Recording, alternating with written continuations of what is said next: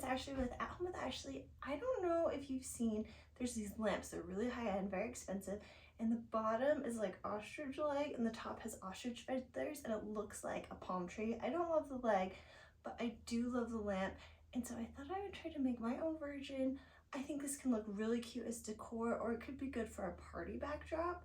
You can also make this for like a chandelier, so there's lots of different options. Main ingredient for this project is ostrich feathers, and lots of them. So in the description, I'll put links to all of the ones in the quantities I bought. But now we need to get them ready to dye because I want my palm tree pink. If you want to leave yours white or ivory, you can just leave the feathers. That'll save a lot of time. So to dye them, what you're going to do is you're going to wash them in warm soapy water. I just used Dawn soap to make the bubbles. And then I started heating water. I did 4 quarts of water, and then I added 1 tablespoon of dye and 5 tablespoons of vinegar. And the vinegar is to help set the dye so it stays on the feathers. So once that was all mixed together, then I put in my feathers and I left them, you know, between 30 seconds to a minute, just depending on the color you want. And you can always test one first because some of mine came out deeper pink than I would have liked. So I wish I would have tested it. So you can test yours, and you can always add more water to water down the color or more dye to make it more vibrant. So once they're dyed, I took them out and I rinsed them out. And then you need to air dry them. So I just put them outside on my drying rack that I use for clothes. Some of them I hung, but most of them just sat on the top, and it's been really hot and dry. So those are dry within like 2 to 3 hours. And honestly, one of the trickier parts of this project is getting them fluffy again, because after all the like dyeing and washing and rinsing, they're like really bedraggled and sad looking. So what you've got to do is you've got to fluff each one up. So you can hold the bottom by, you know, the quill of the feather and then run your fingers up them. Another thing you can do is put them between your hands and kind of give them, like you're warming up your fingers, but put the feather between them, and then that should get them back into a nice fluffy state.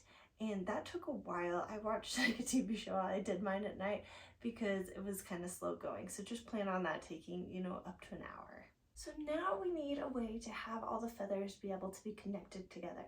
So I got, it was like 4.7-inch round ball from the craft store, and I cut that in half with a serrated knife. I actually kind of wish I would have bought half round ones because it was a little rough to cut and they kind of weren't perfect. So I cut those, and then I painted them with craft paint. I painted them pink, so then it's a better way to camouflage the ball. So I painted just the tops and I let those dry. And later on, when I put all the palm trees together, I had kind of wished, some of my palm trees are 5.5 feet tall, and I'd wished I'd painted the bottom of those. My other ones are 4.5 feet tall, and you really don't ever see the bottom, so I didn't worry about that. But just so you know, I would paint the bottoms of anything higher than 5 feet. So once the styrofoam ball has all dried with all the paint, then you're gonna start putting your feathers into it. So I divided my feathers, and I was like, okay, I have this many big ones, so each ball should have this many feathers. So I just divided them into 4 ways because I'm making 4 palm trees. So once they were divided, I started with the biggest feathers and put those on the base, and then I went to the smaller feathers and kind of like put those higher up. And you don't want them like sticking straight up because you want them to kind of be falling over naturally, kind of like what a palm tree would look like. And then for the smallest feathers, those were the cheapest and they're also the crappiest. So I decided to extend them. So I used some white wire and some masking tape to extend them a little. And then I poked those in wherever I needed extra space.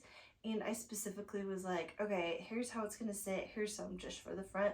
And I wish instead of 50 of those little baby feathers, I had gotten 100 of them, because it wouldn't have added that much cost, but it would have really filled them out all the way around. Okay, so now we're gonna make the base. We have the top all finished.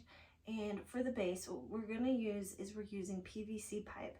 And like I said, my husband cut some to 4.5 feet and then the rest to 5.5 feet.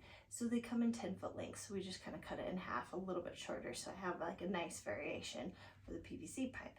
And then for the base, you could use PVC pipe with like little connectors to make an easy base, but those things are expensive. They're like $3 a piece, and I need multiple pieces per one. And I was like, that's too expensive. So what we did was we used some leftover 2x4 we have at our house, And my husband cut it so it's 12 inches long is the main piece, and then he cut 2 smaller pieces to go on the side, so it's kind of like a Christmas tree base is what he's making. So out of the 12-inch piece, he also drilled a big hole in it, the perfect size, so that the PVC pipe can stand in the middle of it.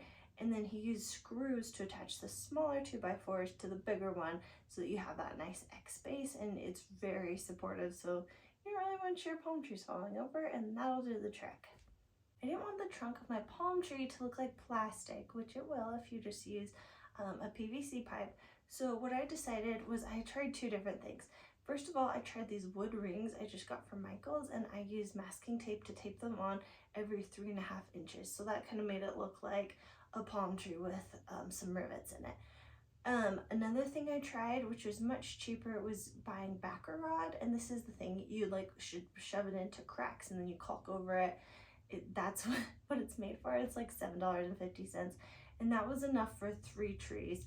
So that was a much more cost-effective way to do it. But the problem is you have to cut them first. You have to cut little pieces that are 5.25 inch long, and then you use masking tape to tape those on.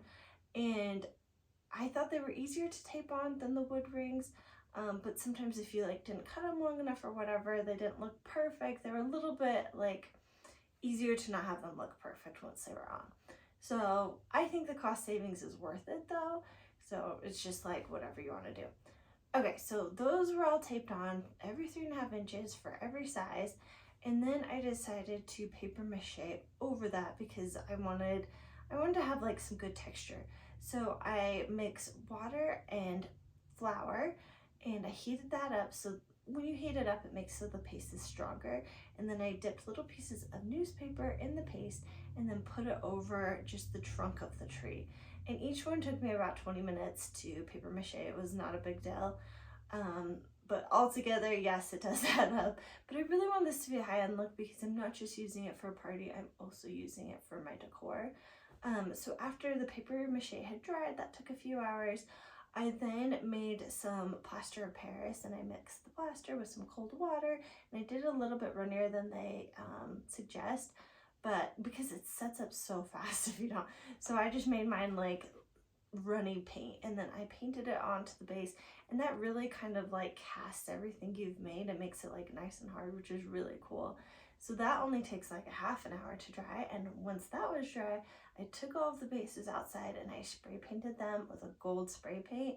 And it took a while to get good coverage, but because of the plaster being brushed on with a paintbrush, it has this really nice texture, and I think it looks really expensive, kind of like the inspiration picture with, you know, the gold metal base.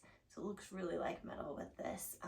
It's a little bit complex of a DIY, but it was worth it to me. I think you probably could have just painted it after paper macheing, but I did like the extra step of the plaster. So now that the base is done, the top is done, they just need to be reunited, and I use some hot glue along the top to kind of connect them. And you can see I have it in my bedroom, and I have them on both sides of my bed, and it's kind of a lot of look, but I really love them. It's very fun. We used to live in Florida, so this is kind of a nod to that. And then I can take them out and use them for parties if I want to. So I think that's really fun. And I also did do a party setup, so you could kind of see this would be really cute. This was like a Barbie party in my head.